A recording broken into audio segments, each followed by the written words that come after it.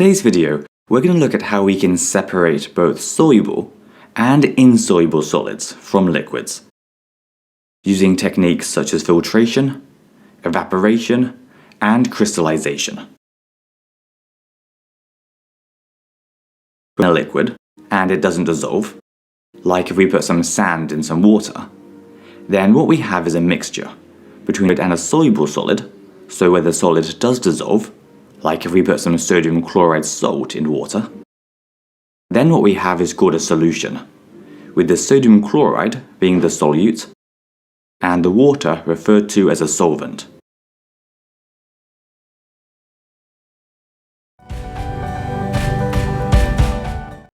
The first and simplest technique that we're going to look at is filtration, which separates insoluble solids from liquids. This is basically the same process as using a sieve. In chemistry, we normally use filter paper, which has lots of tiny holes in it that are small enough so that water can pass through, but not solids. We often place the filter paper within a filter funnel as well, so that we can easily pour our mixture through it, leaving the solid behind on the paper.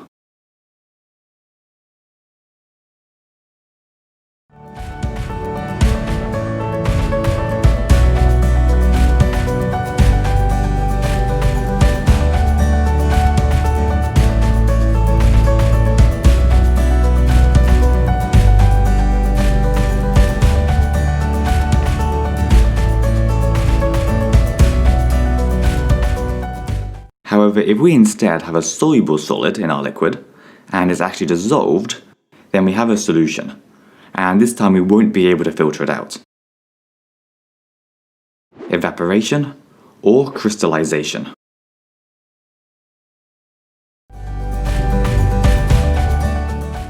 For evaporation, we place our solution in an evaporating dish, or a crucible, which we normally place on a tripod, and then slowly heat it with a Bunsen burner.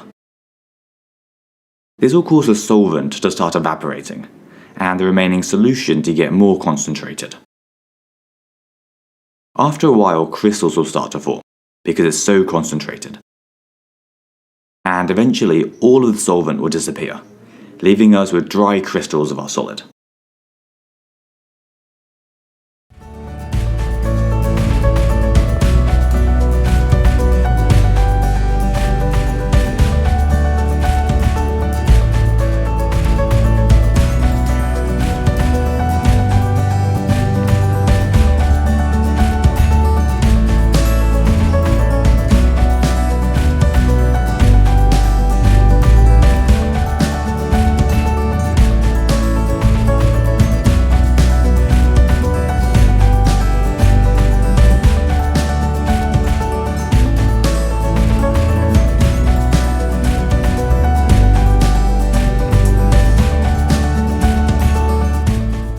Crystallization.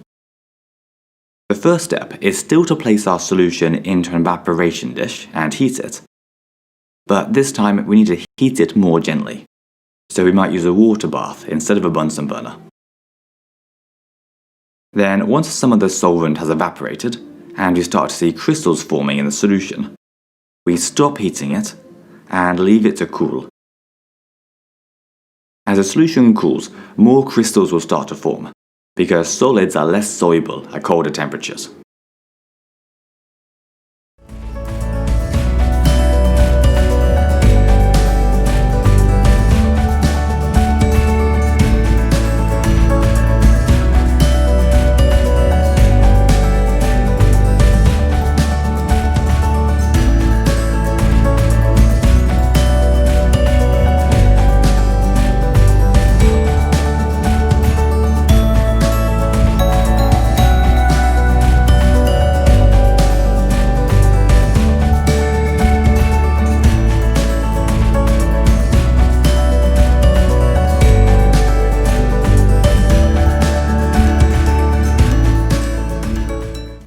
The process of settling of heavy solids at the bottom is called sedimentation. Decantation. The removal of clear layer of liquid without disturbing the settled solids is called decantation.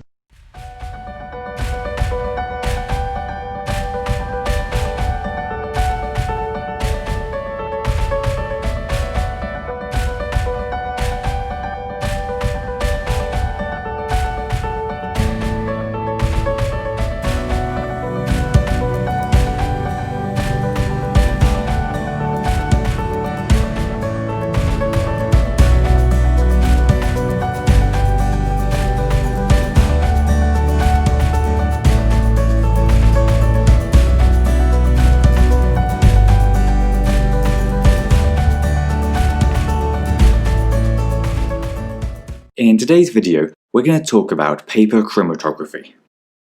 We'll take a look at how it's done, explain the theory behind it, like what the mobile and stationary phases mean, and also show you how to calculate RF values. Now, chromatography is a general analytical technique used to separate the different substances in a mixture so that we can then identify them. And there are actually lots of different types of chromatography. But the one you need to know about is paper chromatography, which can be used to separate the different dyes in an ink. The first step is to take a piece of filter paper and use a pencil to draw a line near the bottom of the sheet, which we call our baseline. Next, you want to add your sample of ink, which you think might contain lots of different substances, to the pencil line. Then we need to find a beaker and fill it with a shallow amount of solvent, like water or ethanol. We're now ready to start, and we can place the filter paper into the solvent. But importantly, we have to make sure that we don't submerge our pencil line and our spot of ink, which is why we made our solvent shallow.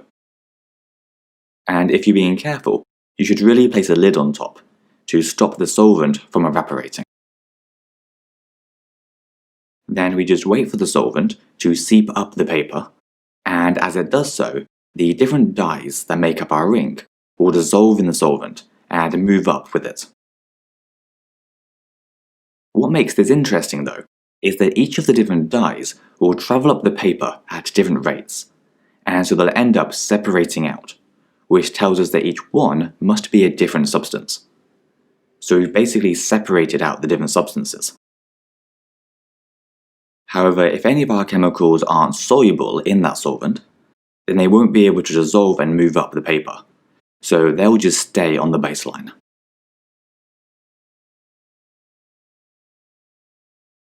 Once the solvent has almost reached the top of the paper, we take it out and leave it to dry, and the pattern of spots that we have left is called a chromatogram.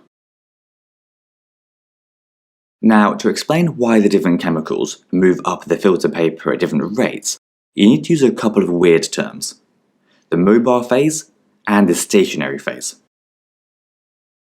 The mobile phase is a substance that the molecules can move in. It's always a liquid or a gas, and in our paper chromatography, it would be the solvent that we used. Meanwhile, the stationary phase is a substance or material that the molecules can't move in.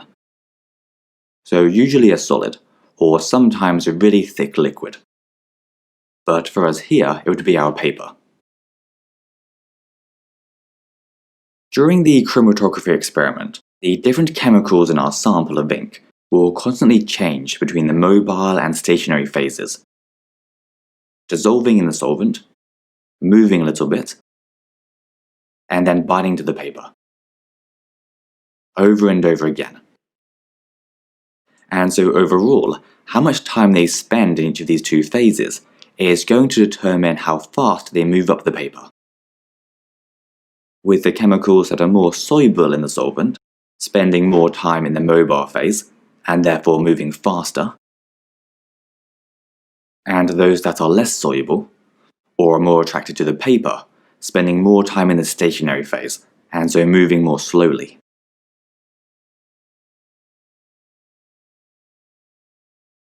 So if you think about it, how far each of the chemicals travels is dependent on the properties of that substance. So instead of comparing the actual distance, we instead calculate a ratio called the RF value, which is equal to the distance travelled by the substance divided by the distance travelled by the solvent. So if this pink substance had travelled 6 centimeters from the baseline, and the solvent had travelled 10 centimeters, then our RF value would be 6 divided by 10, so 0.6.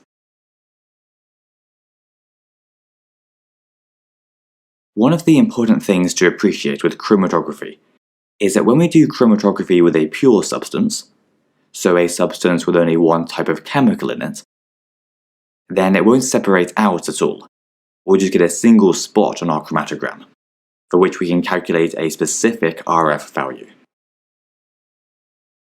However, if we did the experiment again, with the same substance but a different solvent, or a different type of paper, then the chromatogram might look different.